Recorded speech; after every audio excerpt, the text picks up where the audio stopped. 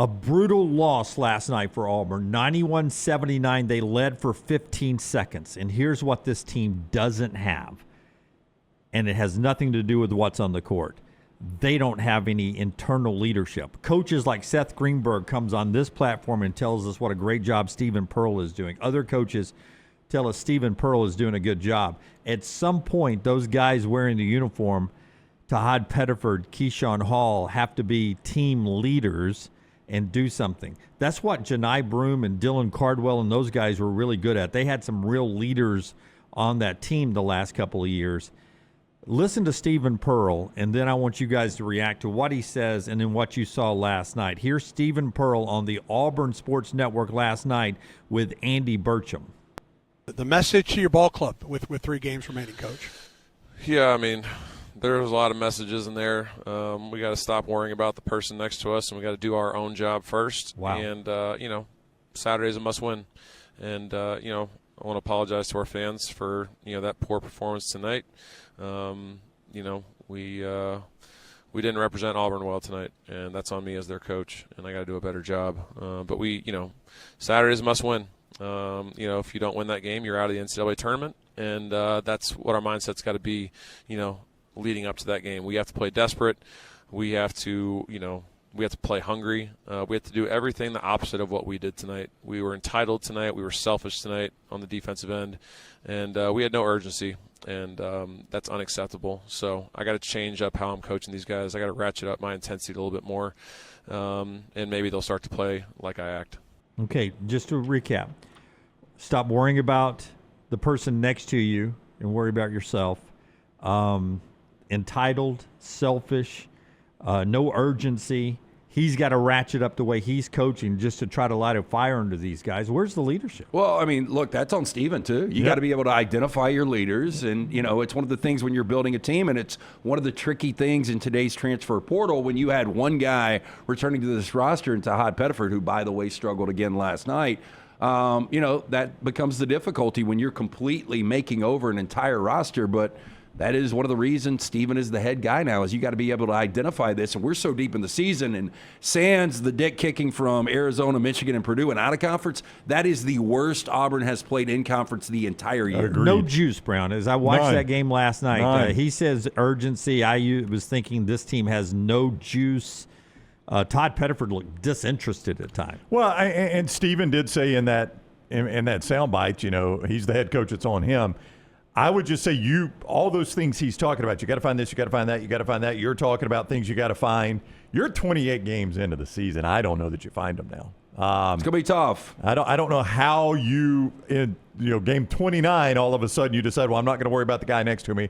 I'm not going to be selfish on defense. I'm going to change the way I'm playing. You've done it for 28 games. It's going to be who you are at some point. But it's in there though because, and I sent this tweet out earlier, about a month on January the 24th. That's when Auburn beat Florida in Gainesville. And so it's in the locker room. They went on the road and beat Florida in Gainesville. They were 13-7 then. 1 month later, as we sit here on February 25th, but it was February 24th when the game ended last night, they're 15-13. So from 13-7, walking out a month ago in Gainesville with maybe one of the better wins in conference all year, on the road, and now 1 month later, you've gone from 13-7 to 15-13. Something changed in that locker room along the way. That was really their only good win of the year. I mean, you say what you want about Kentucky. I mean, the Kentucky win was nice. That's a mid-tier SEC team. St. John's looks pretty good. They're 15-1 in the Big East. Yeah. Boy, that seems like forever ago. Yeah, it really does. Was that this season? But I just don't know how good this team is. And I think we're to the point now when, and another thing is you don't have any, like if you're a guard, you're salivating. I went through and did these numbers this morning. Yes. The primary guards against Auburn the last 6 games, Pack last night, Owe, Hubbard, Acuff, Tyler Tanner, and Philon. Over the last 6 games, they're shooting 54% and averaging 30 points per game. That's baffling. And I say that again because that is. I mean, you know how difficult it is to score 30 points in a 40-minute game? Yes. Yeah. Yes. So the primary guard over the last 6 games, where Auburn is 1-5, they did get the Kentucky win.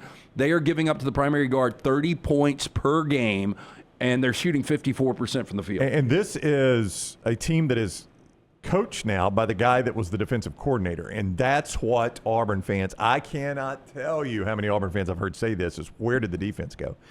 They're 112th this morning in defensive efficiency at KenPom. I haven't looked at Torvik, but I'm sure it's somewhere in that neighborhood. 112. And this was not their calling card when Bruce Pearl was the head coach and Steven was handling the defense. So, I mean, it's a reasonable question to ask. Steven having to take over the head coaching job, you know, does he have less time to focus on defense? Is it just the roster that they've got? Did they miscalculate when Bruce was building this roster? Did he miscalculate this roster based on the type of defensive player they were getting? These are questions I don't know the answer to, but I think that that number you give right there, sometimes teams can be puzzling. This is not puzzling at all. Well, that number right there tells you the answer. Defense is unselfish, and it's a no-glory job when you play defense. Well, that was the first time Oklahoma had scored 90-plus points in 3 weeks. They're an awful offensive team. And you can just watch them and tell that there's no fluidity when it comes to the offense. But Hall and Murphy aren't good defenders. Pettiford, like you said, lackadaisical at times. By the way, he is not going to go in the first round this year, so you're going to get him back next year if you want him. Nobody has hurt their stock more by coming back than him. You know, I mean, and he pointed this out, Steven did, weeks ago. Sebastian Williams-Adams is your best defender on this team. Yep. Little sway there, and I like Keyshawn Murphy, the Birmingham guy. He throws it out there, throws it around. Just not enough of him and people like him on this team right now. Real quickly, Brandon, to bookend off what LT's talking about, I'd written down here the 12th time that a team has shot 50% or better on Auburn this year, 30 of 57, 52% for a bad shooting 3-win in conference Oklahoma team that now has 4 wins, and 13 of 19 from the threes. It was the 11th double-digit 3 night from an opponent against Auburn this year. All that to what LT is saying. Primary guards with LT, the other people shooting outside, having that kind of success. Oklahoma 13 and 19 behind the arc. So they've now lost 6 of 7, and I think it's realistic. And when we came on the show on Monday, nice win against Kentucky, and now they're right back squarely in the tournament. Now with this loss, you give it right back.